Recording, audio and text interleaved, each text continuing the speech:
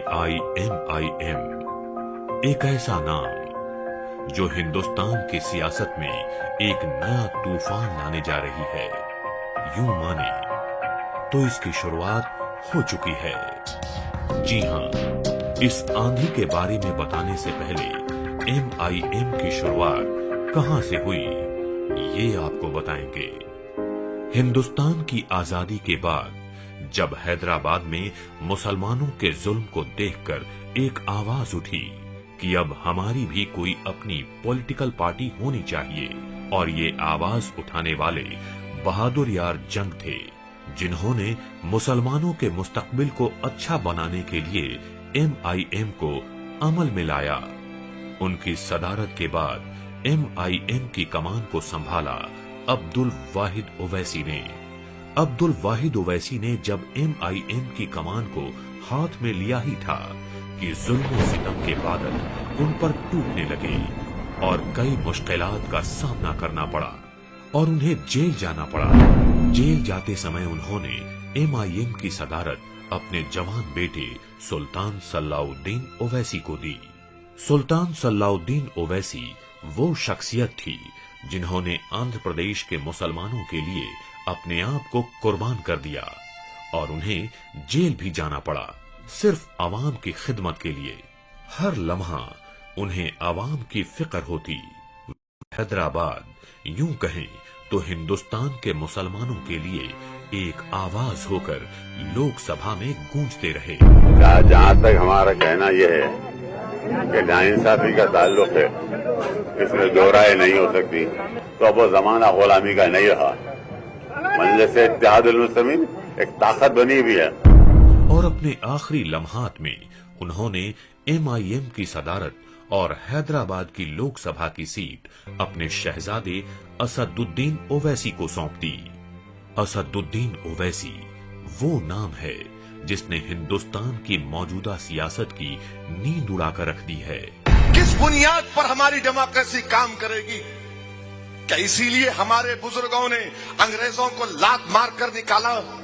अगर कोई political party डरती है तो डरना पड़ेगा। याद रखो तुमको, मैं जब तक जिंदा हूं तुमको डरा डरा कर गरीबों मजलूमों का काम करा कर रहूंगा।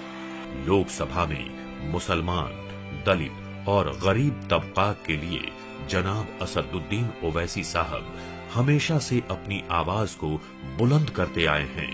हर मसले पर अपनी बात रखना और सिवा अल्लाह के किसी से नहीं डरना, सच को सच बोलना और कातिल को कातिल बोलना, ये असदुद्दीन ओवैसी और MIM के लोगों की पहचान है। जब भी कोई बात ये असेंबली या लोकसभा में रखते हैं, क्या मजाल कि वो अपने कदम पीछे ले लें। पार्टी अलग है, हुकूमत अलग है। अब आप हुकूमत में हैं, आपने दस्तूर पर हल्फ उठाया है, आपकी नजर में कोई सब बराबर है, तो क्या आप उनकी बात से मुत्तफिक हैं? मेरा चौथा सवाल उनसे यह है, सर मैं पूछना चाहता हूं, जितने हिंदुस्तान में फसादात हुए उसकी इंक्वायरी कमीशन की रिपोर्ट क्या कहती है? क्यों नहीं उसको लाया जाता? क्या ये मेरी बात सही नहीं है वजीर दाखिला साहब कि भागलपुर के इंक्वायरी कमीशन की रिपोर्ट में जिस पुलिस वाले का जिक्र किया गया, क्या या हुकूमत ने उसको प्रेजेंट मेडल नहीं दिया? MIM हमेशा अपने कामों से पहचानी जाती है। हैदराबाद में MIM ने बहुत काम किया। कॉलेज, स्कूल, हॉस्पिटल और हर तबकात में मुसलमान और गरीबों की क़ियादत करते आए हैं। इन सब तरक्कियाती कामों को अंजाम देने के लिए असदुद्दीन ओवैसी के छोटे भाई अकबरुद्दीन ओवैसी ने अपनी जान की बाजी लगा दी। आवाम की खिदमत के लिए और मौत के मुंह से वापस आए। आवाम की दुआओं से अल्लाह ने उन्हें एक नई जिंदगी दी। अरे डरने घबराने वालों का नाम मजलिस नहीं है। ये जिस्म पे सीने पर 3 गोलियां खाई मैंने, 70 मरतबा चाकू से मारे, इस हाथ पे 40 मरतबा मारे, लेकिन उसके बाद भी अकबर ओवैसी मरा नहीं, खड़ा है यहां पे।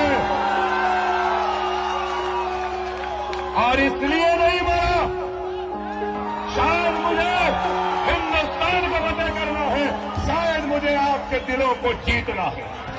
और वो आज और जोरों शोर से आवाम की खिदमत कर रहे हैं।